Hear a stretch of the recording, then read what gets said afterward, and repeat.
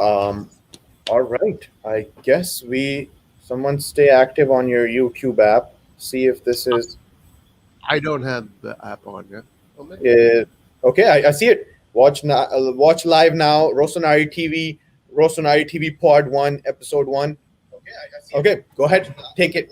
Take it, Roy. We're live.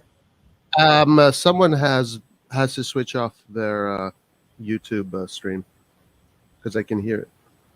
Yeah, I switched it off.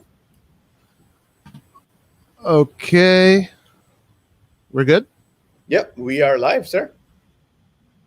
We have two viewers. So go ahead, take it over. I don't see Aaron. He'll come in a second. But we're live. You can. Oh, there you go. Here you go. Right. Okay. Okay, let's do it. All right, everybody. What's up, Joel? We Just already one second. have people. Yeah, Joel says, "Yo, I'm the first one in the first episode ever. 5 people viewing now. Take it away, Roy." All right, outside. All right, guys, everybody. Hello. Welcome to the RossonARI TV weekly podcast. Thank you for being here, even though we're just a few, but soon more will join. This is a podcast we will be doing every week. We will be talking about Milan. We will be talking about the games. We will be talking about the competitions. Today, we're going to talk about the Serie A. We're going to talk a little bit about Milan Spezia. We're going to talk about the game tomorrow against Red Star. We're going to talk about the transfer market signings, the winter transfer market signings. We're going to talk about the 3 players that came into the first team. I want to hear everybody their reaction. We're going to talk about different subjects. So let me introduce the team, the squad. On my bottom left, we have Aaron from Tel Aviv. What's up, Aaron?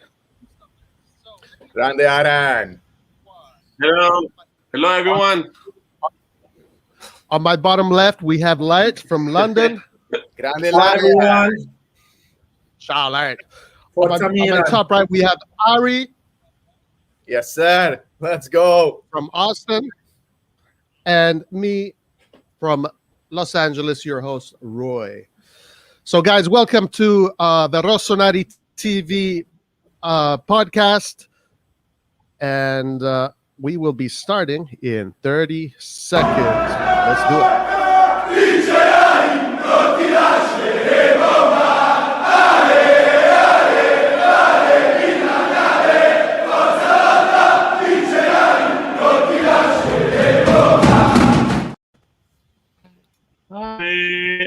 All right. I like that intro. I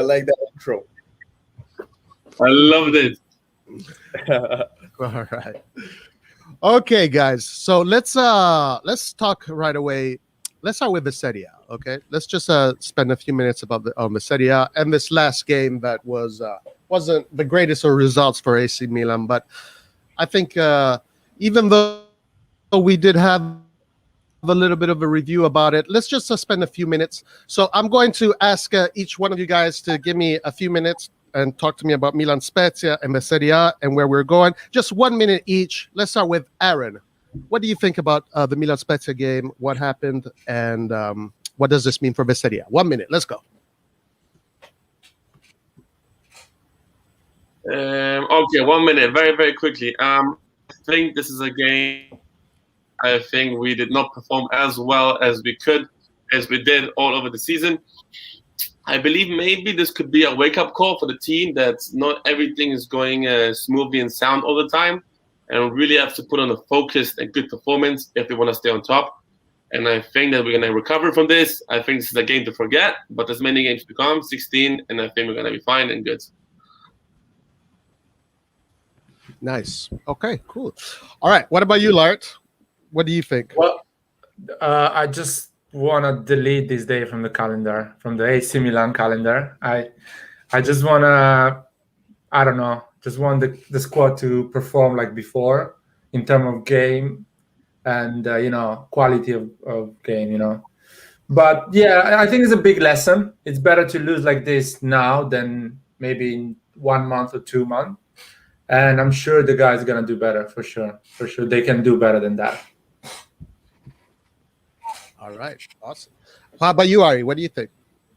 I love my team. I compliment them when they deserve compliments, and I shit on them when they deserve to be shat on, and they absolutely deserve to be shat on today because of that Spezia performance. It was absolutely shambolic. Italiano took one right out of Gasparini's playbook, but Italiano does not have the men that Gasparini has available to him. So I still do not give any excuse to the squad for this shambolic performance. It was absolutely awful. And I hope to God that what we saw clearly what was going wrong in terms of the press is addressed by Stefano Pioli going forward.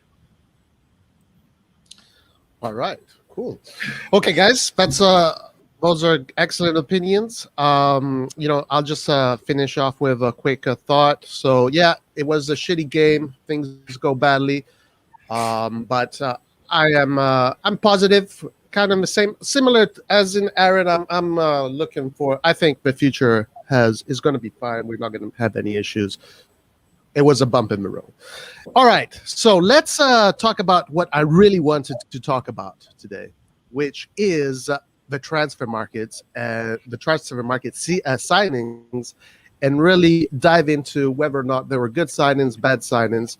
And I'm going to ask each one of you what you think about each player, and I want you to rate the player, and even the chat and everybody listening. I would like you to rate the player. And we're going to rate the player based on 3 bullet points, okay? Which are these bullet points right here. Technical, tactical, contract, and long-term. All right? So we're going to start with Amete. And I'm going to give me at least 2 minutes. Give me your thoughts and also give me a rating. And then I'll write down the ratings. Chat, you give me your ratings, and we'll get all the ratings together. All right, here we go. Aaron, you take it away. Talk to me about Mete. Oof, Mete, where do I start? First of all, I was very excited for his signing. I thought that he was very promising when he played for Torino. I thought that he was a player who had much to offer, who would fit into our system, especially linking up with Ismael Benacer, Tonali, or Kessi in that position of the defensive midfielder. For now, I have to say, honestly, I'm not necessarily impressed because I think he has to fit in a bit more. I think he has to put in that extra effort. He looks a bit shy to me on the pitch. He delivers good balls sometimes, good passes, but I expect a bit more from him on that defensive midfield position because we are lacking that position sometimes, and I really have to think about what rating I would give him. In the technical and the performances, I gave him a 5 for now because I think obviously there's room for improvement, but on a high level. And when you are in such a high position of the Serie A, you have to bring it. I think you're not doing that, but let's give him some time. What was the second one, Roy? Remember? The second one was? Contract. I think he got a good contract. I think we offered him a pretty solid deal.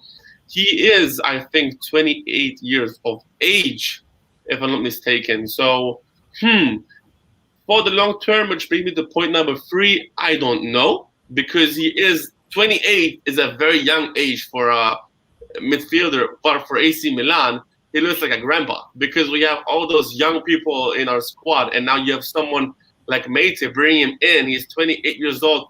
I don't know if there's much room for development because when you're 28 years old, you're already a complete player, and I guess we'll have to wait. So from the ratings, technical 5, contract 7, and for long term 6. All right, awesome, cool. Okay, what about you, Ari? What do you think about Mete? I'll start with the contract. So the guy's salary is 1.01 million gross, I believe.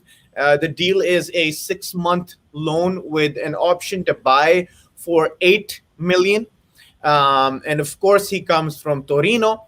When the signing happened, it made all the sense because we were lacking in midfield. Benacer had injuries. We had Kessie miss out a couple games, and we really felt a need. And then Tonali also had a knock, and we really felt a need for that defensive midfield for another person to fill in that double pivot, because as we remember, Calabria did that job for a couple of games. So it made sense to bring him in.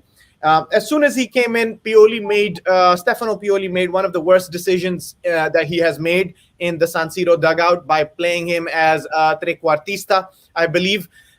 Which was to this day still unexplained. I have no idea why that happened. I just hope that never happens again. Mete has, at the moment, shown me nothing of class yet, and nothing that would make me convince me to get him for the 8 million that is the option to buy. But I go back to similar memories of the Gattuso era, where a player of a similar stature and also a similar role in midfield was on loan in Milan. In the name of Bakayoko. Bakayoko absolutely shat the bed for the first 4 or 5 games. People were gunning for him. People were calling him a headless chicken who doesn't have ball control, doesn't know what he was doing on the field. 10 games later, Bakayoko was a fan favorite. Because of that analogy alone, my outlook on Mete is positive. I think he is going to start showing up. We're going to need him to show up. But at the moment, I'm going to agree with Aaron's ratings. I'm going to give him a solid 6.5 for his performances and for his outlook at the moment. Wow. Okay, and real fast, Lucas on mobile asks you, Ari, did you watch the Crotone game? Did you watch Mete? I don't know if he means it in a negative or positive way. No, I think he means in the positive way. Mete was, I think, what he's saying is that was Mete's most positive performance. That was also a game against Crotone, and for the last part of the game, we were pretty comfortable. So I'm not rating him just yet based off of that outing. All right. Okay. Lart, you tell us, what do you think? Yeah. Give us a rating. What is your rating? First of all, let's start with the rating. To Lucas. He's always giving me a hard time on the comment session, but we like that. So we enjoy that. Overall, the 3 part, I want to give a 6 to Mete. Contract is a good deal for AC Milan because it's a 6-month deal, and if we like it, we keep it. If we don't like it, we just send it back, which is a great deal considering the situation now, the economical situation. Performance, I will give him 6, but not because it's his fault. As Ari says, anyway, the team is not performing well overall, so it's not his fault. I'm sure he can do better. And the reason AC Milan bought him is just to have an extra midfielder when the Benacer or Kessie or Tonali needs to rest, or there is any injury or something like that. So I still think he can do better, but even if he doesn't do better, still that is the goal of this player, is to be there, the 4th choice, and 0 cost basically. And if he performs well, we keep it. If not, just thanks a lot. Another one. Thank you. Next, Ariana Grande. Right. Nice. Okay. All right. Cool. So, I just like Aaron give Mete a 5. I think he's performed very poorly.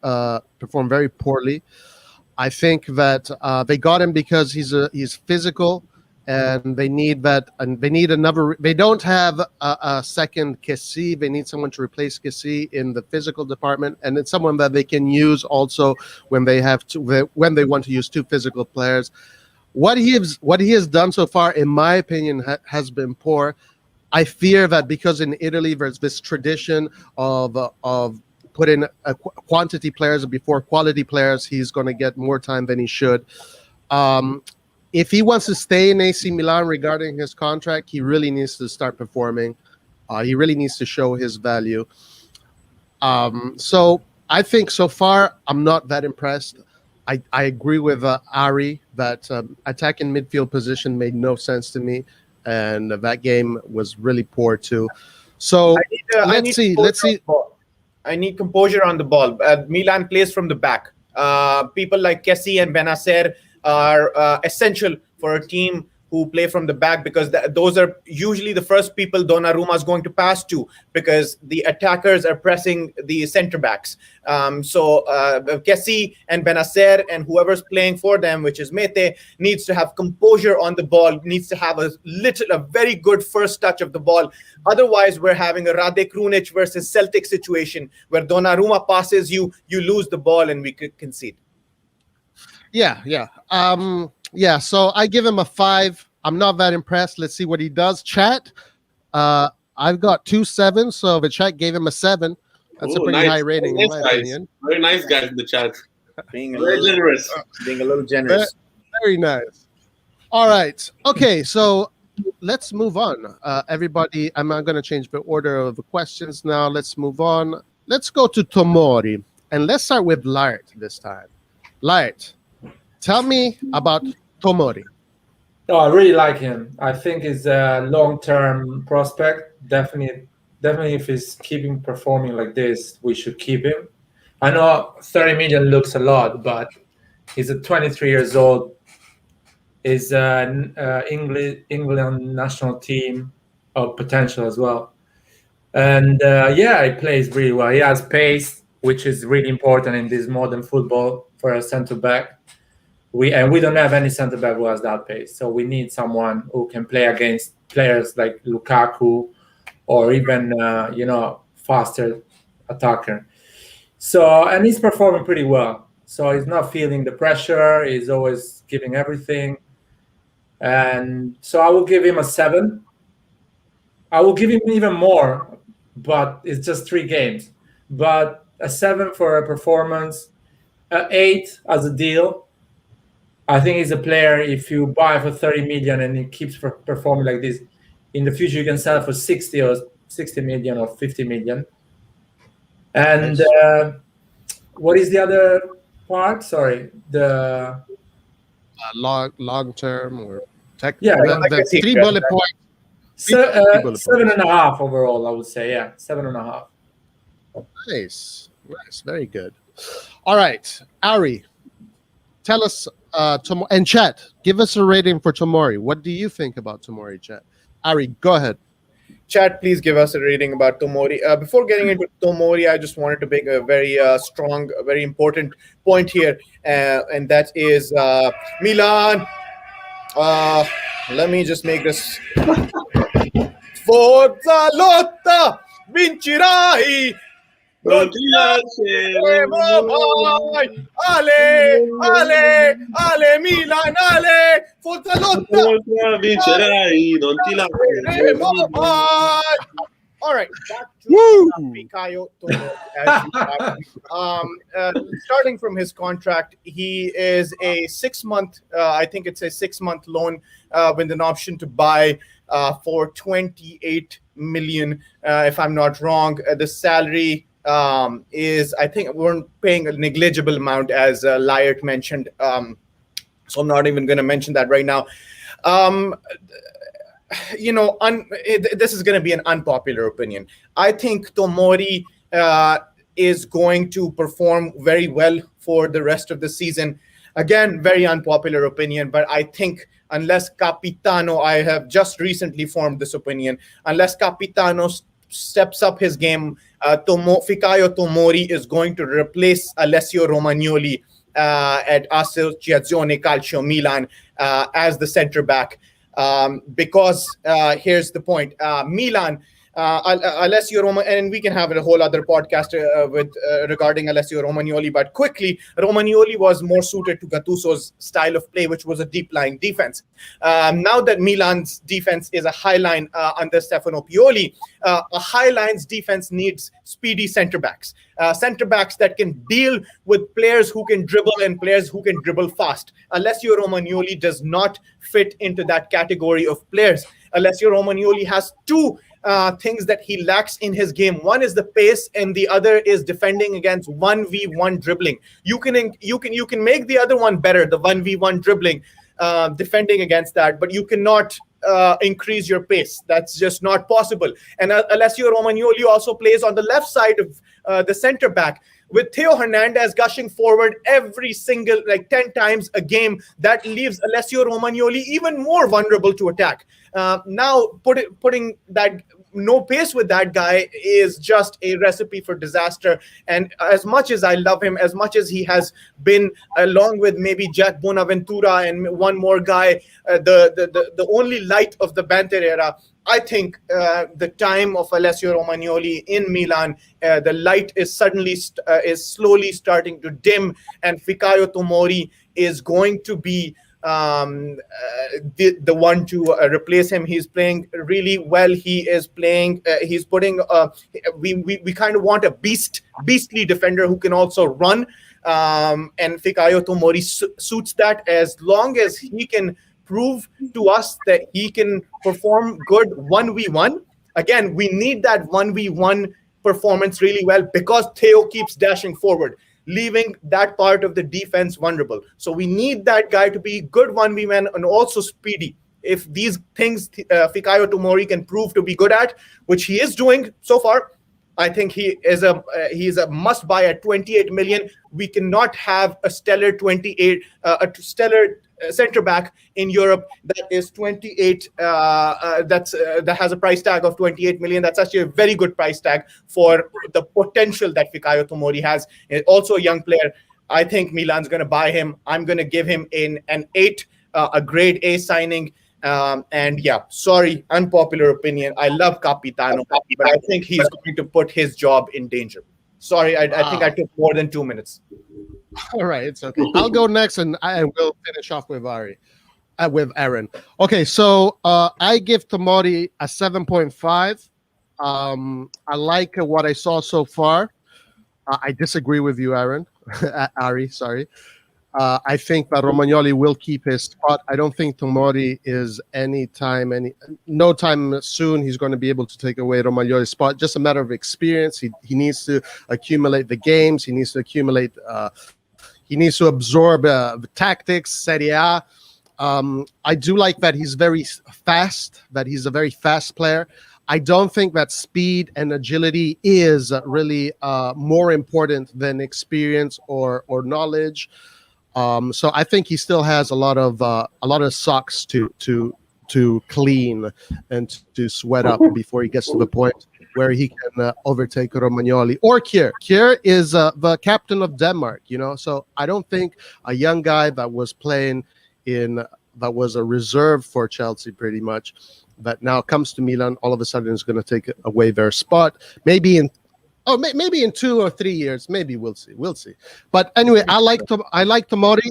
If it was up to me, I would already sign him.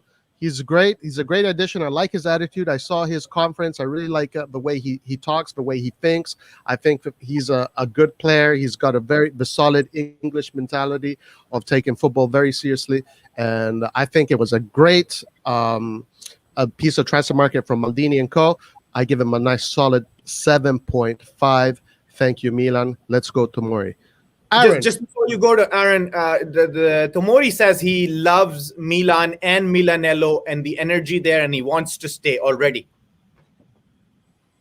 Okay. Yeah, nice. And I want to add something after Aaron finish. I would like to add something after Aaron finish. I don't want to interrupt him. All right, Aaron, take it away. Aaron, give us a rating. Start with your rating first, so I can put him up. Okay. My rating is surprisingly a 9. A 9, solid number 9, and I'll tell you guys exactly why. Woo! First of all, I hope my girlfriend won't be mad at me, but I'm in love. I'm going to be honest with you guys. From the moment that Tomori stepped into Milanello, from the moment that he did the interviews at the Milan TV, from the moment he put on his shirt when he came on against Inter, he was there and he said, I am coming to play. I am not afraid. I'm not giving any respect to the opponent. I'm here. I'm going to show you guys what I can do. And I'm going to show you guys that I'm better than a reserve at Chelsea. Because I think every player that comes into a new team can shine in this new team. It doesn't have to mean that he's going to be a reserve at Milan. I think that he is coming to play. And I'll tell you guys exactly why I gave him a number 9. Because it is very hard as a player who's coming from an English team. You're playing in the Premier League. Italy is different. Italy's style of playing is very different, especially in defending. You have to imagine Tomori, a very young lad coming from England, one of the only few English-speaking players at AC Milan, totally different from all the rest. I'm very proud of him. I think he's going to have a huge career at AC Milan. 28 million, very possible. Look at the prices of the Mercato. Look at the prices. They're buying players for 80 million, 90 million. I'm 100% sure if Fikayo Tomori is bringing those performances, he's going to be bought with a good contract and have a beautiful career at Milan. I'm 100% Harry sure. Maguire was 82 million, by the way. Yeah. Ridiculous. I wanna say about Tomori that Roy say he wasn't playing for Chelsea. There is some rumors in England. They say the club told Lampard not to put it because they was planning to sell him. He was the only one who has a market. And AC Milan already was interested in him during the summer, but they didn't agree with the price. Because Chelsea spent like 250 million in their transfer market, so they want to recoup something, selling some players. And on all defenders they had, Tomori was the only one with the possible to sell. So that's why he never played, and to not risk any injury, anything like that, and to sell it for January. And there was a bit of problem between Lampard and the club. And another thing is Romagnoli his manager is Raiola, so He's asking for more. he's always asking for more. But it's a good thing because you can actually sell Romagnoli to a good price if there is a buyer in the summer. What? Because Raiola is quite good at selling his players and making a profit. Good point. But he's still Raiola is a good terrible. player. I would keep it in the top 4 for AC Milan. Like if you have to have 4 good center back, you need 4 like Milan, like Romagnoli, Tomori, Kier, and Gabbia. But if they believe in Kalulu, they can sell Romagnoli without any problem, in my opinion. He's a good defender, but he's not. Sorry, say the last thing you said. Repeat the Replace. last thing. Let me hear. Sorry? Say it again. No, I The think last word. Sorry? Yeah. Repeat what you just said. No, I was saying that they can sell Romagnoli without any problem, in my opinion. It's not unreplaceable. Also, a quick word since we're talking about Tomori. I know we're ending it. There's rumors that Chelsea would like to include, would like to offer a deal, which for Tomori, where AC Milan has to pay nothing but exchange Franck Kessie. I would sincerely like to say fuck off. I don't know what they're smoking, but I want to. I've never been that high in my life. Like a sincere middle finger. That's what I'll give. Yeah, just keep on dreaming. Don't be rude with our Chelsea friends, man. No. They can go F themselves and dream of Kessie in their dreams. Guys, on a side note, I do not know a reason why a player like Franck Kessie will not be worth 70 million. I don't know. It's because it's the Serie A. I don't know. I really don't know. It's the Serie A and the fact AC Milan doesn't play the Champions League. If AC Milan plays the Champions League, Wednesday playing against, I don't know, Real Madrid, do you think, this guy is worth 70 million? It's right. We have to come to the we have to contend with the fact that soon enough, big teams are going to go after our big players like SC. But I disagree with the whole Romagnoli thing. I think Romagnoli is going nowhere. His future is in Milan. All right. Anyway, guys, excellent stuff. Let's move on. Let's go to the one and only Mandzukic. And Ari, how about you take it first? Tell us what you think about Mandzukic, the signing. Start with the rating, please. Give us a rating. I'm giving this rating based more on the mental aspect that he's bringing, because I've seen nothing physical from him yet. And I'm gonna give it a good 7.5 over here. The mental aspect I'm talking about is the fact that I have hated playing against Mandzukic every time he has played against us with Juventus. I've hated him with all my heart.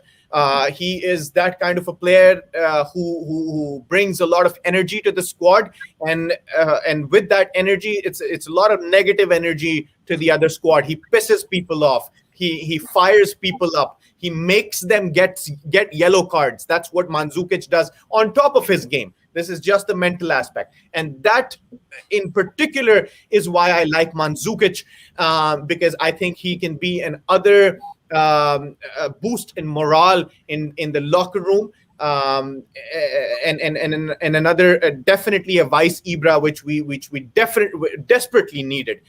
Now, coming to the worrying part, the mental aspect from the name on paper, I love this signing in terms of the vice Ibra. Coming to the physical part, Mandzukic, I believe, has come in 3 times now towards the end of the game, and I have seen absolutely nothing from him besides that one header that almost went in our last game in that injury time. Against Spezia, he had that header very close to the 90th minute, which was almost a goal. Besides that, I've seen absolutely nothing from him. I hope that Qatar, I believe he's come from Qatar, or is it like Dubai or one of those countries. I hope that whatever league he was playing hasn't completely washed him out, because his physical attributes really are lacking on the field, at least from what I have seen right now.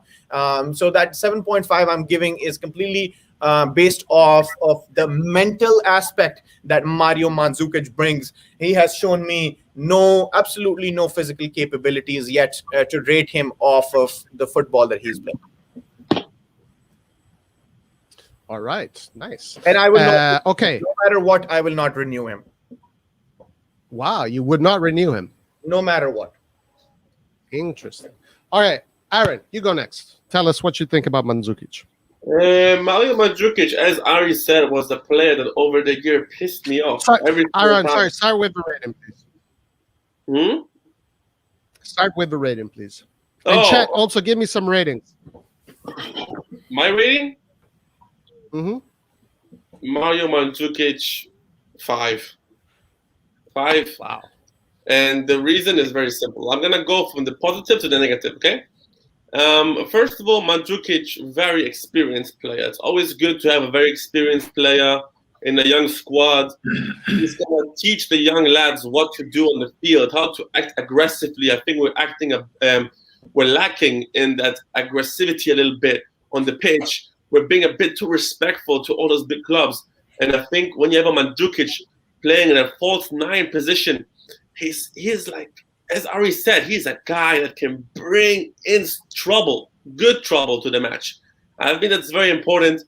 I think, to be honest with you guys, Mandzukic was an emergency plan that was executed very well, because we got him for free. We didn't pay anything. It's very hard to get a good striker in the winter market. Unfortunately, we had to sacrifice Lolo Colombo going out to that Cremonese team, I think he went to. If it was for me, I would totally build on Colombo, if I'm honest. I think he has a lot of talent. He's a strong striker. I hate to see him go. I think it's only a loan. He's going to be back at Milan, have a good career. To the negative side of Mandzukic, obviously, from watching the previous 2 or 3 matches when he came on, he is lacking a little bit in pace. He's lacking a little bit on his match fitness. I would love to see it improve. I believe 100% that tomorrow he is gonna start. I think there's no way that Ibra is gonna start tomorrow. In my personal opinion, I think Mandzukic will have a massive chance tomorrow, and yeah, maybe my rating on him will improve. I can't wait to see what he has in store for us. And if I had to rate the signing, I'll give it a 7. On performances, I'll give it a 5. All right. Okay. Good. Let me go next, and then Lart, you'll finish it off.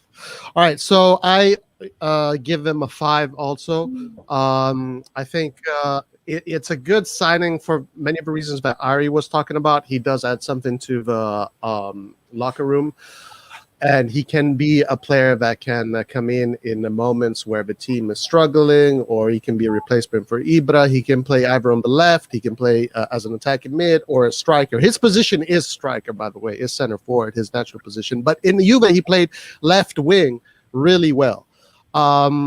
I don't know so much if it's a good signing or not, because he has been inactive for 1 year, and it takes a while for players to get back into the motion of things. He needs to score a goal in order to get his confidence up. So I don't know if that's even going to happen this season. Is he going to stay next season? I doubt it. If he scores a bunch of goals, he might, but I doubt it. I don't have much else to say about him. I think we still have to see if he is going to perform. But I give him a 5. All right, Lart, what do you say about Mandzukic? I'll give him a 6, an overall 6. I think it's a good move for Milan, because it's really hard to find a decent striker for 0 money in winter market. And I don't think he can play left or right. I think he can be just the substitute Ibrahimovic up there, because he's 36 years old, doesn't run anymore like before. And I don't want him next season, to be fair. I really want Colombo and a proper striker, or Ibrahimovic and a proper striker, and Colombo on loan for another year to get better. But I don't want Mandzukic. I want like someone 40-50 million football player as a striker, a proper player. But yeah, it's a good deal for 6 months, and trying to help Ibrahimovic to rest and play some Europa League games. And you never know, maybe he's going to score 5 heavy goals and gives out the Scudetto, something like that. Or just help us to go top 4 and go to Champions League, which is a lot of money anyway. So that's what I'm expecting from him. But yeah, a 6. A 6 is a good deal anyway.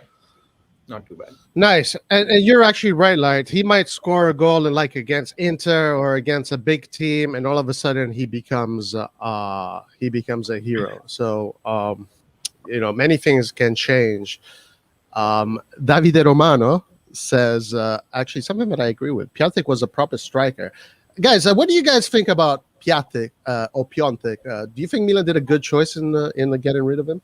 Yes. Yes. So, Ari, you go first. Tell me why, Ari. Yes, because he was outside of that Napoli game where he got the better of what's his name, Koulibaly, and that Atalanta game where he really he scored that stunner. Piontek started to show me absolute no physical ability. And no matter how good of a false 9 he was, or no matter how good his positioning or anything was, if you're a lone striker, you need to show me some physical ability. And after those first, we all remember the dream half season he had. After that, he started lacking in physical ability. And that I need to see from someone if they are to play in Milan's current system, which, relies heavily on a striker being able to physically hold himself together in terms of pressure from the center backs from behind him, which is why I think maybe we'd rather have a discussion about Andres Silva.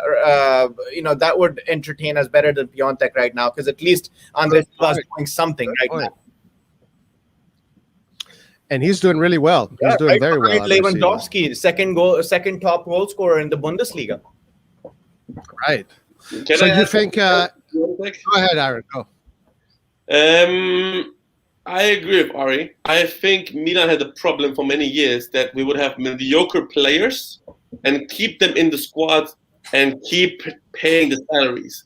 I think we had players like Bertolacci who came in for 28 million. We had Jose Mauri who was always injured. We had Gustavo Gomez. Like, we had players that were injured. We had players that were on heavy contracts, big transfer sums, and did not perform well. And for Piontek, he started very well. The Pistolero, we quickly got into it. He scored a brace against Napoli, 2 against Atalanta as well. But as Ari said, afterwards, nothing came. He switched from number 19 to number 9. Maybe the curse had its effect. But I am very proud for AC Milan to selling him, to say, okay, we cannot rely on that. We have to focus on different things. And look what it led to, guys. Beautiful. I want to say something because Andrea Pozzi is saying about the financial fair play, we cannot buy a big player. I just want to tell him that the financial fair play is not activated during the COVID. So each club can spend whatever they want if they have the money. So they don't need to spend whatever they make. If they find finances outside their business, and they can invest as much as they want. So the financial fair play is on hold for 2 years, I think. Roy, before you move out of this topic, I wanted to get a quick, and from the chat too, your rating of the transfer market in general, of the winter mercato. I want to definitely put your ratings down in the comment. I think I'm going to give it a solid 8. Beautiful market in terms of January. It's very hard to make signings in January. Maldini, Moncada, and Massara addressed our problems. I would have given it a 10 if we addressed the right wing. But since the right wing was not considered in the transfer mercato, I am going to give it a solid 8 out of 10. Nice. Good rating. How about you, Lart? What do you give it? Oh, Suso just scored against Dortmund, by the way. Just Wow. on the AC Milan. Lucas says, yeah. So and Porto already also scored. So Porto's up 1. So yeah, I agree with Ari. It's a good transfer market. When I think it's a 7. When I give a 7, it means a lot because I'm less enthusiastic than Ari, but it's still a good transfer market. And I don't think you can do better than that, considering the pandemic, considering the empty stadiums, considering the finance. I think they did a great job, and hopefully we get something out of this. Hopefully we get, like, as I say, the Champions League or the Scudetto, at least. Nice. Hopefully. Okay, cool.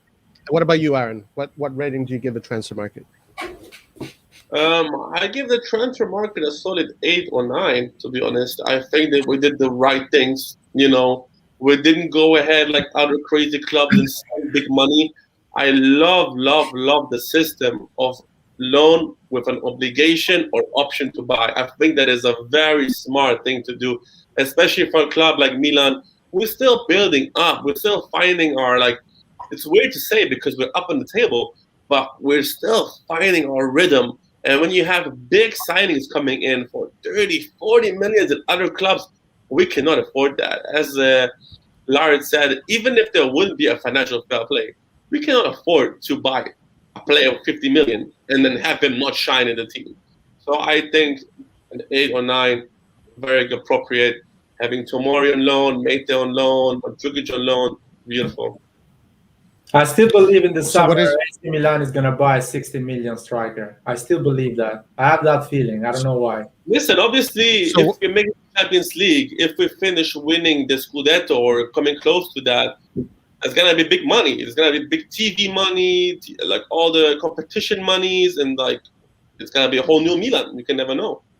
It also depends on how Elliot's business is doing. So we gotta look at, because their business is completely separate from Milan, right? They're a hedge fund. So we want to also monitor how they're doing as a hedge fund. If they're doing great as a hedge fund, that means they're going to put some more money in Milan. If it's like some hedge funds with the Wall Street bets and what happened with GameStop, if Elliott was affected, like some hedge funds got affected with Wall Street Bets and GameStop, then it would have actually pinned down on some AC Milan budget too. So also depends on how Elliott in general, how their investments are going in 2020 and 2021.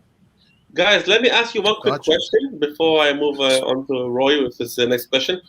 If you could bring back one player, just in like one word and one sentence, so we can move on, who would you bring back?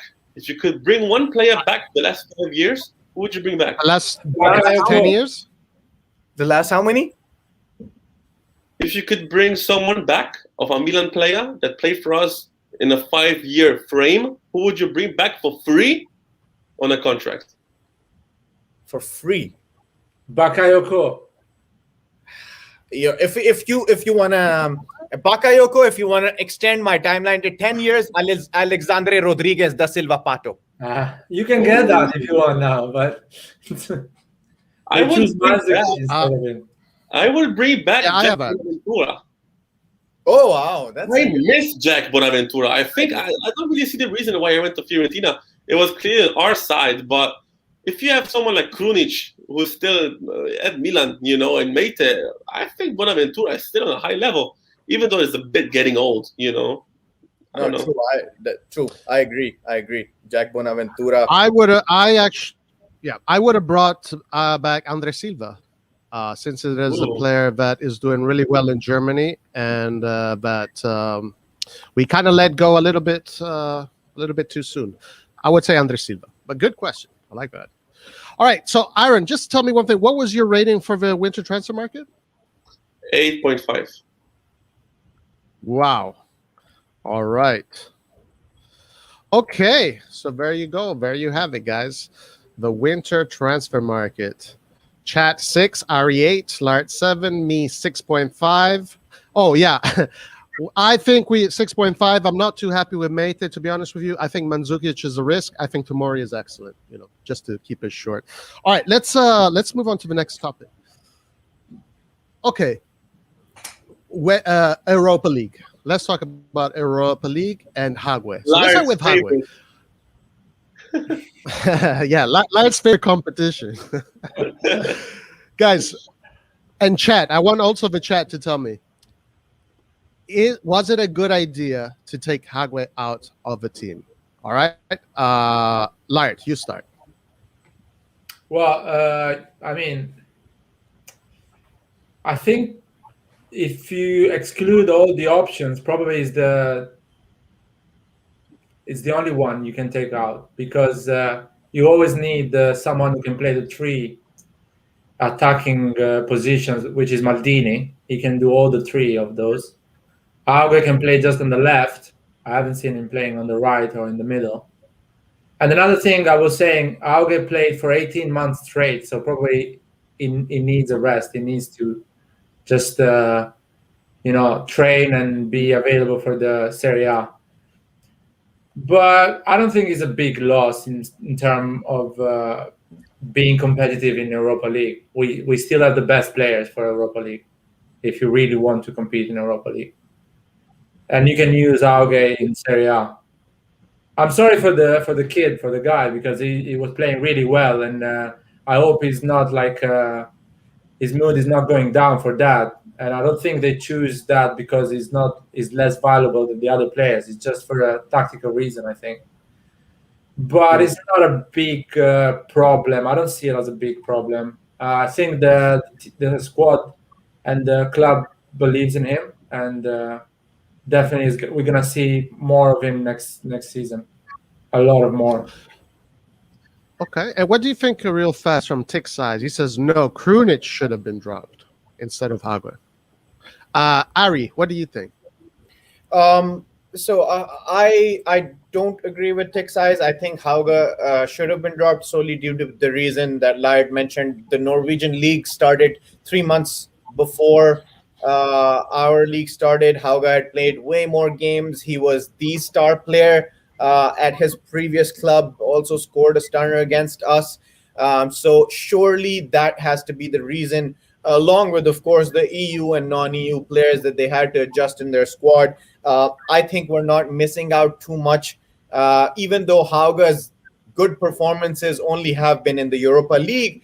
And he scored those two beautiful goals in the Europa League. I don't think we're going to miss out too much because, again, quite frankly, like Layard says, I think we're focusing more on the Serie A, and if that means Hauga can produce some magic in the Serie A, I'll take it. I'm not going to miss him. We have Rafael Leao on that wing.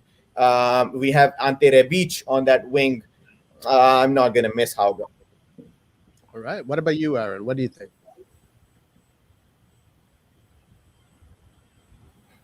Aaron is good. I disagree with all of you. And I'll tell you the reason why. Because Jens Peter Hauge, first of all, we got to know him from the Europa League. He was playing for Bodo Glimt. Very solid performance. We fell in love with him. We bought him straight away, 4 million. He had very solid performances in the Europa League. He scored a goal against Lille when we played away. He scored a beautiful goal against Celtic Glasgow. And I think as a young player, if almost the whole squad is being nominated to a competition where you've been shining in, to be excluded from the list is a bit harsh, because that's going to ruin his self-confidence in some way. Obviously, guys, I agree with you in the point that Jens Peter Hauge is not a player that we're heavily reliant on, that we can survive without. But young player, always good to have on the bench, always good in the Europa League. He knows the Europa League. I'm sad about this. Honestly, I think that Jens Peter Hauge would have beautiful Europa League season completed with him being on that list. I am more on Aaron's side, to be honest with you. I thought, and I actually do agree with Tick's size, I thought Krunic would have been maybe get rid of Krunic, because we already have the 4 midfielders, Benacer, Meite, Kessie, and Tonali. So Krunic would either play there or he'd play one of the positions in the 3 quarters. I agree. Hauge should have stayed. I think he did a great job in the groups. I don't know what. I think that was a poor choice. I'm not a big fan of that decision. He should have stayed, in my opinion. Right. Go ahead, Larry. I want to say something. Imagine if Krunic... Sorry? Go first. I'll go after you. No, I was saying that Krunic, if the club wants to sell Krunic, they need to make sure he plays some games. It grows on stats, so they can sell it, So if he plays 2 games in Europa League, or he plays more than Hauge, they can actually put something on the table and say, listen, this guy played 15 Serie A games, 10 Europa League games. So do you want it for 15 million? They can do something like that. However they want it anyway, they're not going to sell it. They're going to keep it. So they're working on that side as well. They need to think a lot of part of the business. And if you want to get rid of Krunic, you need to show like a key player to the market so you can sell it. It's a lot of there is a lot of this decision behind the scenes that we don't know sometimes. But yeah. Yes. Go ahead, Aaron. I have something to say about it, but you go ahead first. Aaron, in my opinion, the reason why Krunic was not dropped from the Europa League list is simply because our midfielders are central, and defensive midfielders are very different types of players. And I think it's good to have someone like Krunic who can come on late in the game to keep possession of the ball. To fuck up. And apart from fucking up, I believe that Krunic is not a good player, but a player who can be important in some situations at the end of each match. I believe that Meite is a very skillful midfielder. Tonali is a very Pirlo type of player who's not necessarily good with his body. He's always fouling. He can't keep the ball for longer than 10, 20 seconds. Isma, perfect skill-wise. Kessie is the tank. And then when you have someone like Krunic coming in for 10, 15 minutes in the Europa League, it's going to be a good advantage for us, I think. Probably it's going to be well, according to Lucas, he is playing as an attacking midfielder tomorrow, which in that case, Pioli does look at the Europa League the same way Live does. Well, that's how Italians look at the Europa League. Well, I definitely disagree. I think Krunic, I don't really care. I don't think Krunic has done anything to deserve market. He's not been performing. I'm not a big fan of the player. I kind of feel the same way as Davide Romano does regarding Krunic, which I will not say. I'll just put it here. But let's talk about the Europa League and tomorrow's game. And what are you guys expecting? Ari, you go. The name of the team sounds like a bottle of wine. I hope that the game is as beautiful as their names, Della Rosa. I've heard their audiences are some of the most intense audiences across Europe. So I'm happy that the stadium is empty. They did request their city to give them a permit to allow 30% capacity in for the Milan game, but I believe they have been rejected. So I'm glad that is happening, because I have heard that their audiences, much like the Turkish audiences, are some of the most intense audiences and would have made life harder for the Milan players. I think that we should use this not necessarily as a warm-up to Inter, but definitely as a slightly, especially because of the two legs, slightly less serious game than Sunday. We need our legs, we need our energy, we need our mindsets on Monday. What I do need is a win, so that the morale can be boosted for Sunday. But I do not want to see our prime 11 start tomorrow. I do not want to see players like Ibrahimovic, Kessie, Kayer play 90 minutes tomorrow, or even Theo Hernandez. The star players should play some of this game or none of this game. Bring in some youngsters, bring in the bench, play Mandzukic for most of this game. Their coach, who is an Interisti, I believe Stankovic, said, I really look forward to tiring Milan out for Sunday, so that they could go to the Derby della Madonnina tired, and that makes complete sense. We need to conserve our energy for Sunday while still thinking of a win. So get a win somehow, but definitely do not put your major players out on the field for more than 50 minutes tomorrow. That's my take on it, especially since we have a second leg as well to save our graces if something happens tomorrow. All right. Okay. Before we go to the rest of the guys, chat, start asking questions that you want us to answer, and we're going to get to them right after. Can I add something to the Europa League? Yes, go ahead. As much as I love the Europa League, you guys know that I love the Europa League for some reason. I agree with Ari very, very much. You cannot bring the starting 11 into this match tomorrow. We have to be very careful. I see Kasti starting tomorrow, Mate, Rebic, Mandzukic, Krunic. I see the whole Balkan connection starting tomorrow, playing, especially when it's a Serbish team. I think it's a bit of an advantage for us that we have so many players who are from that region, And Sunday, massive, massive match. I do not believe that we're going to see Ibra. Ibra is just there to travel. Ibra is just there to drink some wine, sit on the bench. That's all I have to say to that. All right. Lart, tell us what you think. Well, you guys know what I think about the Europa League. It's a good training session for the team to try something new, but I don't think, first of all, I don't think AC Milan has any chance to win it, first of all, because there is a stronger team more you go further. I would say Manchester United, Tottenham, Leicester City, they're a better team. They run, they press higher, and they can win against you.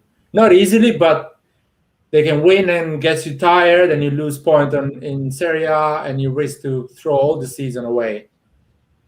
That's and the stadium is empty, so there is no prestige. The supporters, they're not gonna be there to watch Man United, AC Milan, or something like that.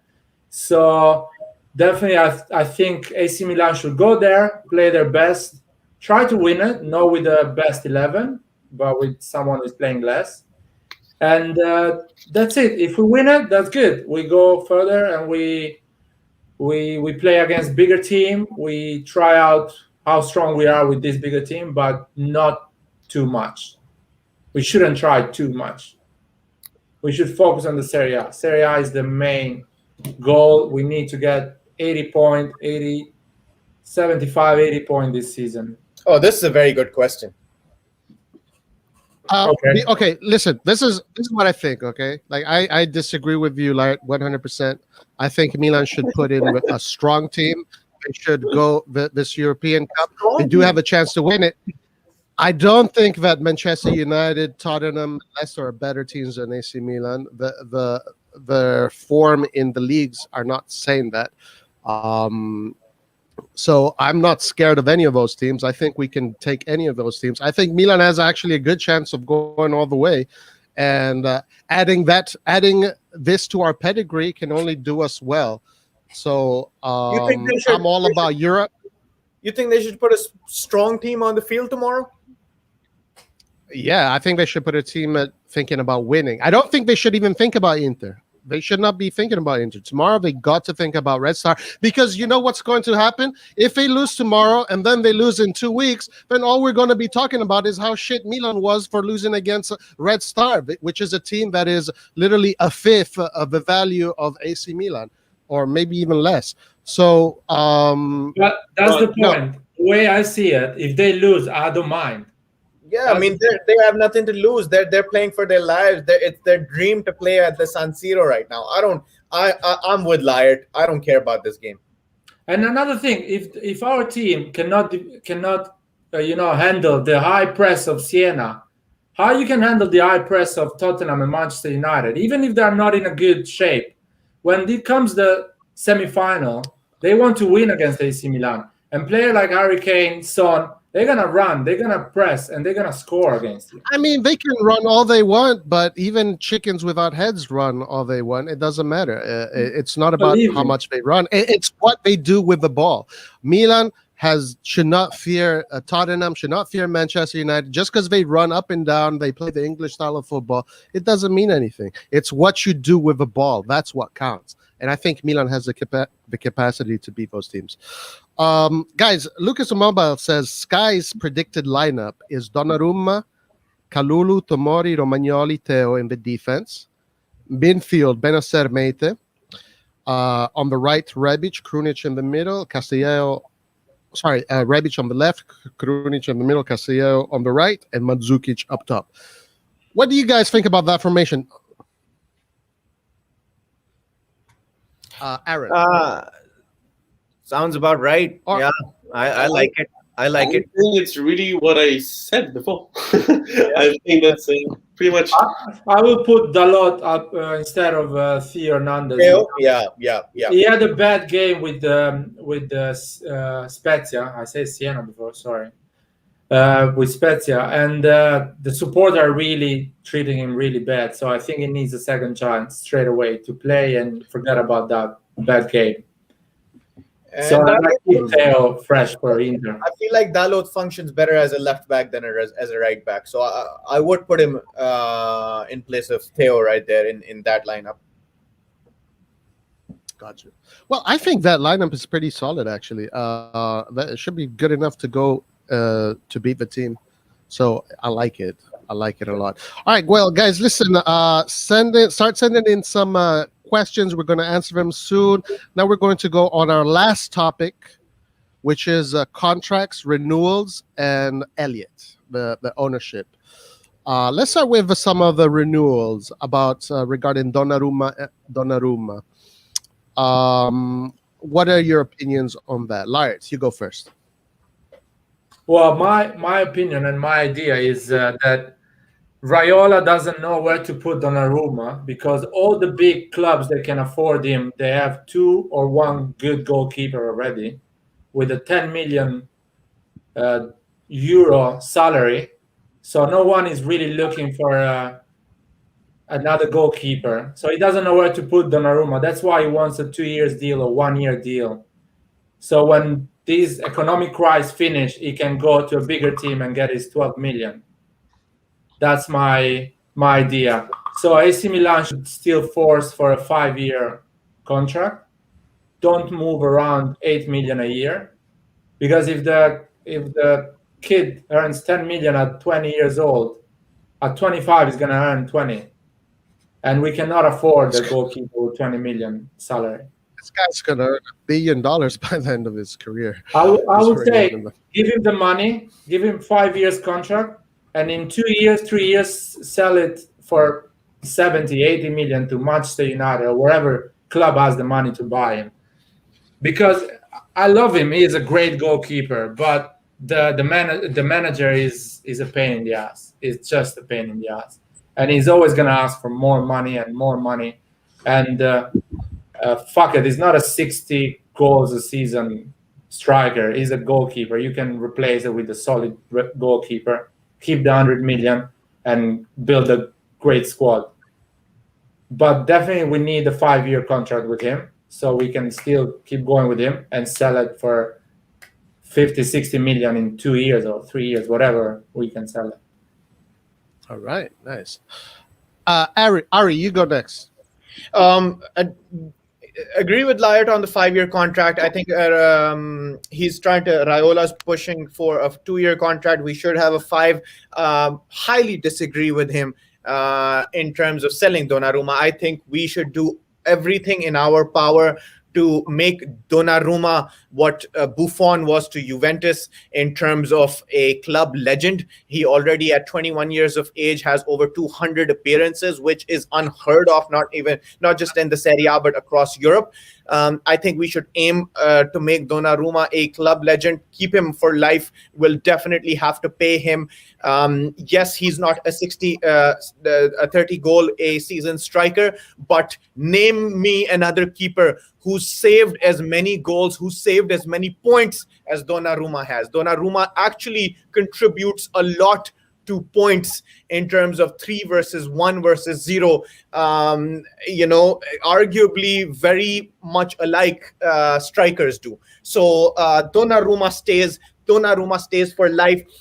If you want to kick him, if you want to say Raiola is his agent and kick him out, that's also a bad argument, because if we want to be one of the top clubs in the world, we want to have some of the top players in the world, and ultimately we are going to fall into Raiola's bucket again, because he always will have some of the top players in the world. So Donnarumma, keep him for life. And are we addressing Çalhanoğlu and stuff too, or is this just Donnarumma?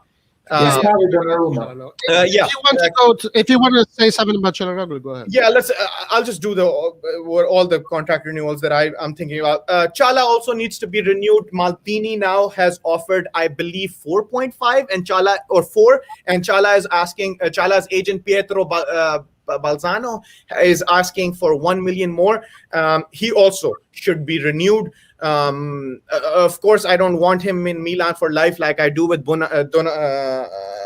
Donnarumma, but absolutely Çalhanoğlu needs to be renewed at 4.5 maximum a year, because he has proven outside of the last game against Spezia that he is essential for Milan to score goals and get the 3 points on the board. And the last renewal, I believe, is Zlatan Ibrahimovic.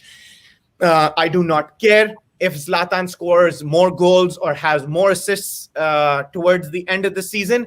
I think Zlatan should be renewed for 1 more year. Unless there is an injury, it's not like Zlatan is going to get. You can't say, he's getting older, so we don't know if he's going to get unfit. He's already performing at world-class level at 39 years old. So at 39 and a half or 40, he's pretty much going to be very close to what he is. So renew Ibra, renew Çalhanoğlu, and do all that you can to renew Donnarumma for 5 years and also keep him for life. Nice. I gotta say, I agree with everything you said, and there's not a word I don't disagree with. So I'm just going to second what Ari said right there, as far as my answer goes. Aaron, what do you think? Obviously, when you have someone like Gigio Donnarumma, who is becoming a star player for AC Milan over so many years now, he was first lined up at the Sassuolo game, age 16, and I cannot remember the last game that I didn't see him on the pitch. Great performances every week. We always say, Gigio, thank you for being here. Raiola is someone that I absolutely dislike. I know he's Ibra's agent as well, and he's a legend in the football world. I dislike him very heavily because I think he is a certified money machine. Although that Gigio has not renewed his contract yet, I am not scared about him. I am scared about Raiola, and I'm scared about Juventus. Because Juventus, I hate them so much. I'm sorry, guys. I hate them so much. They are going to offer something for Gigio. And they're not going to make it public. They're going to speak to Raiola in private. And they're going to tell him, listen, we can offer Gigio Champions League. We can offer Gigio Scudettos, playing with Ronaldo, making him a big brand in itself. And I think Maldini has no chance when Gigio, who's still young, is going to be convinced by his agent. I just hope that everything's going to be fine. I just hope that Gigio will say, I'm staying a true Milanista. I'm staying loyal to this team. I really hope so. We need him. Let's be honest. He is irreplaceable for this team. I hope he stays. I don't think it's going to happen, the Juventus offer, because Juventus has to deal with 30 million contract Ronaldo has. He has 2 goalkeepers already. So he needs to get rid of one of them at least. And Szczesny is not going to be the second of anyone because he's a good first goalkeeper. So even if Juventus wants Donnarumma, in this situation, they need to get rid of 3 big players that no one wants to get their salary. But Lard, the thing is with Juventus that they do not care. And I'll tell you exactly why. Because you had players... An empty stadium and 600 million debt. They care more than I know, Lard, but Juventus is a team who has absolutely no problem replacing their star players. They have no problem. They brought in... They don't have heart. They brought in Weston McKennie, Aaron Ramsey. They brought in Ronaldo. They didn't give a shit about Higuain. They put in Dybala on the bench for some matches. They don't care about anything. They put Chiesa on the starting formation, sending Douglas Costa away from that team. They don't even care, you know? And I think if they have someone like Gigio who they can buy, do you think they're going to stay loyal to Szczesny? We're talking about a team who bought 2 Scudettos, you know? Like, they're not going to stay loyal. But it's not like being loyal about Szczesny. If they wanted to do it like you saying, they already done it. They're not doing it. It means they cannot do it.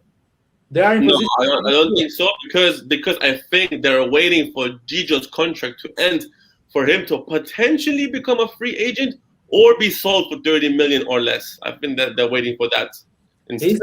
He's already a free agent. He can sign a contract with any team if he wants. Yeah, but why will he do that right now?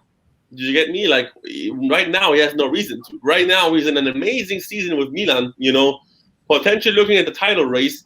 I don't think that he's going to want to bring any damage to Milan right now and may at the end of the season look into a chance of joining Milan. I don't think Juventus care about that if they want him. That's the thing. I think we should just table the discussion about Donnarumma. Let it play out. I know. Sorry, Aaron. Before you go ahead, sorry, Aaron. Sorry to interrupt you, Ari. Sorry to interrupt. There is truth in what Aaron said, and we know Juventus, and we know how Juventus are thinking. They are going to try and poach Donnarumma, and with Juventus's power, they might. It can be a possibility. That's all I've got to say about that. All right, go ahead, Ari. I was just saying, our podcast is running over time. We ideally want to keep this about 60 minutes. So I think it's the perfect ending could be to answer tick sizes questions. Yes. And we right. Actually, there are a few questions that I did want to go over. Yeah, sure. One in particular was this one right here. what do you guys think? Do y'all think Belotti will be a good signing, and can we get him from Jason Vassell? Yes and yes. I think it would be a brilliant signing. It's been teasing for 2-3 years now. I think Belotti can function very well in Milan. His output in a very shitty team, or shitty team at times, has been so high. I can only imagine what it would be in Milan. It would be a blessing to see him in Milan. Do I see him coming? If we make it to the Champions League, which is looking very likely, I think Belotti, we have a strong argument to land Belotti, because all this time we weren't a Champions League side. Now we're almost a Champions League side. So Belotti, we could potentially see him come to Milan. And there's also Cairo, who's kind of a pain in the ass in terms of what he's going to ask for. I know he was asking 100 million previously. So as long as he doesn't ask 100 million for Belotti, I think Belotti could be a very good addition to our squad. Well said. Aaron, what do you think? I think Belotti is a very gifted player. I think Belotti is the player who knows Serie A. I think Belotti is a striker who knows exactly how to trick the Italian defenders. I will welcome him at AC Milan with open arms, to be honest, but for a certain price. I don't think that Belotti is worth his 70, 80 million anymore. I think he's reaching a good age. I think Torino is a team that is underperforming. And I believe that Belotti wants to leave, if I'm honest. I don't think Belotti wants to spend his whole career at Torino. I think he is ready to leave. He is in the Italian national team, especially going into the Euros, and especially going into the possible World Cup for him with Italy. It will be great advantage for him to play for a big club as Milan. So I see absolutely nothing standing in the way of this move. I think it just could be offered, if I'm honest. Yeah. What about you, Lard? What do you think? Oh, I don't like him at all, man. Yeah. I really don't like him. I think, I don't know. Wow. Oh, shit. I would see, like, if Lazio doesn't go in Champions League, I prefer maybe Immobile. Ooh. Ooh. He still wants to play in Champions League and play in a big club. Or I would see better. I like some Premier League players, but probably they're too expensive. I like the striker of Everton, Dominic Calvert-Lewin. I think he's really good. He's 23 years old. It's a big player, but I wouldn't get another striker. They had a bad season and you don't know what's gonna do. He's 27, going for 28, so you cannot sell it and make a profit. Or it doesn't have a name. It doesn't give anything to marketing, to brand, to supporter. Doesn't give any passion. International is basically unknown. You're going in Champions League to fill a stadium with Belotti. I don't think that's the right strategy for AC Milan. And I don't know. I don't like him. Damn. You should talk to Ivan Gazidis, man. Fair enough. Let's move on. Let's go. This question here, I think, is a great question because it implies a lot of things. If Inter employ a high press, do you think Pioli will be able to adapt? That's a great question because lately this is what's been happening to the team. All the teams that give us this high press, we're struggling. We're struggling to get out of that high press. So what do you guys think? Let's go with you, Ari. You start. And also, sorry, Ari, and also to combine Tick Size's other question, is the Derby a must-win match for us? So both questions. If you can answer both questions, go ahead. I'll answer the second one first. Is the Derby a must-win for us? If some of you guys are still hanging on to the dream of winning the Scudetto, so in the beginning of the season, I said Champions League is the goal, and it's still the goal. The Scudetto is the dream. If you are hanging still on to the dream of the Scudetto, then the Derby is pretty much a must-win. But for our original, and current goal, the Champions League, the derby is not a must-win, because we still have a lot of games left, and Inter is also a team that is subject to fuck up every now and then. So for the Champions League, I do not think it's a must-win. Of course, it's a must-win in terms of just being a Milanisti at heart. Coming back to the main question, where was it? What was the question about the press? Right here. About the high press. Pioli will be able to deal with the high press. Roy, you're a football coach at the PSG Academy in Los Angeles. Yes. When you're dealing with a high press as the defense and the defensive midfielders, when you're dealing with that high press, when you're the team doing the high press, what you're doing is you're leaving some space behind to be exploited, right? You're always running into the risk of that space you're leaving behind when you are pressing high. If a team can exploit that space left behind because of the high press, that team can usually beat a high press. What do you need to exploit that space behind the high press? Speed and counter-attacking. So what I think Pioli needs to work on, because Milan's ability, suddenly the intrinsic ability of the players to play around a high press, and especially Inter's high press, where there's a brilliant midfield present, I don't think that can change drastically in 6 days. In 6 days, I don't think players can learn how to immediately, correctly play around a high press. But if they can focus on counter-attacking football, which I think is how you deal with the space left behind in a high press, I think we can beat them. So counter-attacking is going to be, and hence speed is going to be the single most important element in the Sunday's derby della Madonnina. All right. Okay. I'll go next. So is a derby a must-win match for us? I say no. It is not. No, nor for the Scudetto or for the Champions League. I think many things can happen between the end. As far as the high press, the problem with high press and getting out of high press comes down to the fact that AC Milan plays this 4-2-3-1. In order to get out of a high press, you have to look for the outlets, which are usually on the wings, which is either Castillejo or whatever, the left wing or the right wing. The problem is that they have figured out how to pin these players back and how to close down those outlets.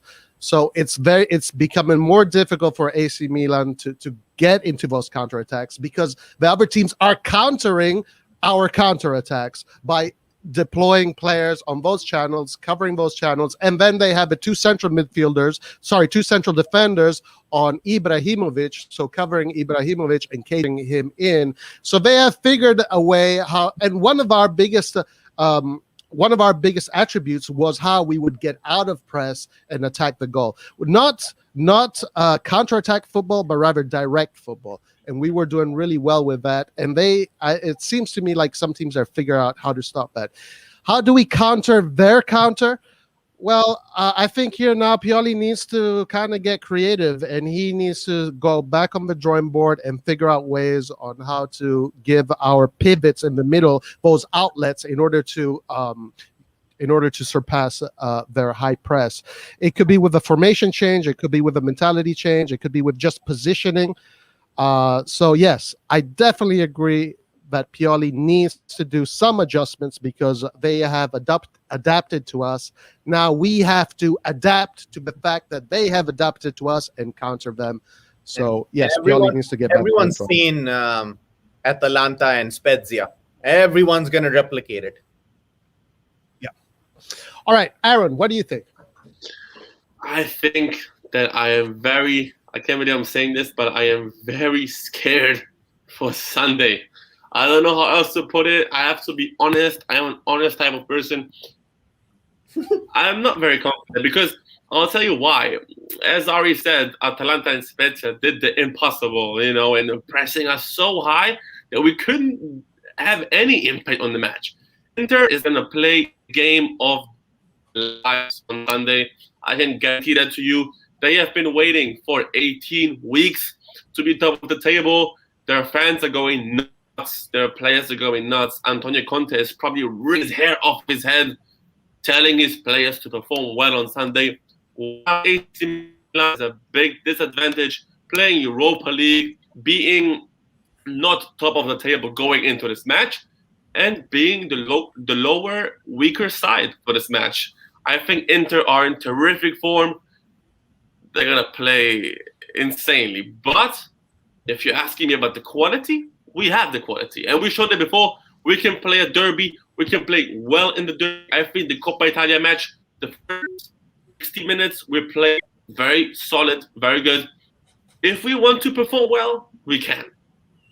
If we will perform well, I'm not too sure. I'm just waiting for Sunday. Let's see what happens. If we end up losing this game, God forbid, I will personally be crushed. But I think that it's not a now is everything or nothing match. I think there's an after game, that's after games, 15 to be exact, and I am glad. Sorry, just to add to Aaron's last point, I am glad at the time this game is situated in terms of the calendar of the Serie A. I'm glad it's right now with 15 games to go. So you don't think it's a must-win match for us, Aaron, right? You're not of that idea. But it's a want win. I want this win so badly. I've been waiting 1 week. I've been waiting since the Coppa Italia, since Eriksen scored that goal. I've been waiting for Sunday to come. I think it's a must. Lart, tell us what I think it's a must not to lose game. Yeah, I think we shouldn't lose that game. I don't know if it does. So a tie. So you would be happy with a tie? No, I wouldn't be happy with a tie, especially if you play a great game. I would be happy with it. Want to win it. You always want to win it. I would say, going back to the high press, I don't think at this point of the season you can do a lot tactically and change a lot tactically, especially with the players you have, and you've tried a lot to play with the 4-2-3-1. But definitely you can put a different attitude. The three lines can be close to each other, so defense, midfield, and attack, they can be close to each other and press the opponent. And the good thing is that Inter has to lose a lot this time. And usually Inter, when they have to lose a lot, they don't perform well. I've seen them in Champions League where they have an important game and they have to win it, or they have a lot to lose. They never made it. So this time they have to lose a lot because they have a chance to go +4. So they feel like they are the one, they have to win it. So they're going to be like a bit worried, don't know what to do with the ball. And if we put the right attitude, the right mentality, definitely we're not going to play so bad like we played with Spezia. And if we play well, we can put them in a serious, we can give them serious damage, because as Aaron said, we have the quality. We can, if we go there, if you do the passing, we go for a decent counter attack, we can give them problems. I like that. I like that opinion. Yes, the only thing is that you can tweak your tactics during the season. There is no rules that says that you can't, or there's no precedent that says that if you do change your tactic mid-season, that's going to be a negative. Actually, there's precedent to the contrary, that if you do tweak your tactics during mid-season, you do it, you can go further ahead. So that's the only thing I disagree with. But for the rest, excellent points from everybody. Great stuff. So if there's any last question. I was saying for the last things, predictions for Stella Rossa and Derby, and then we ended with the San Siro intro. Great job. Predictions. Okay. So let's start. Lart, you go first. So start with the Red Star. I hope we lose 1-0 against the Red Star. What? So they think we're really bad. The Inter Milan thinks we're really bad. Oh, wow. And we fuck them really bad Sunday. We give them 3 goals and we give them a lesson. Damn. That was very interesting. I want to really fuck them. That is bad. really sad to hear. I'm so bad at predictions, so I'm just playing around. Like, but I really want, Okay, I hey. really want the Inter side thinking, oh, this AC Milan is really in a bad place. We're gonna win easy, and I want to fuck them really bad Sunday at 3 p.m. So all the world watch it and see it. All right, so 0-1 against Red Star, and what's your score against Inter? 3-0. For us? Just For trying us? to get there. 3-0 for us. Yeah, I'm Yeah, of course, probably of saying course, 3-0 man. for us. I hope it's for Okay, us. good. Of course, man. Yeah, I don't know. I don't know, honestly. At this point, I don't know. I would love a 6-0, but I'm trying to be realistic. All right. Okay, so Lart says that we will lose 0-1 and win 3-0 at the Derby. And of Aaron, course, what we're are gonna your edit this if this thing doesn't happen. Okay. Right. Am I next or is Ari? Aaron, Oh, go. Stella Rossa against Milan. I say 1-1. I believe that we need to score at away goal. I don't think we're gonna play an all or nothing match. I don't think we're gonna try to win this desperately with all we have. I say 1-1. Even if we lose 2-1, everything to play for at San Siro, especially after a game after the Derby. We can be much more focused on the Europa League after the Derby. The Derby itself, 2-1 win for us. And I'm saying this, I'm not confident about the match, but I believe I'm always a believer. I never predict against us because I just think that as a football team, in general, we're always being taught that we can win against anybody. And I don't think that Milan has to go into this match and think today is a day where we're getting beaten. At the first Derby, I was scared as well. We ended up winning the match. Everything to play for. I say 2-1. All right. Okay, Ari, what do you think? I would be a liar if I said I didn't want to win against Stella Rossa. Actually, I would be a liar if I did not win against Stella Rossa. I think my predictions match Aaron's. I'm thinking of a 1-1 draw tomorrow.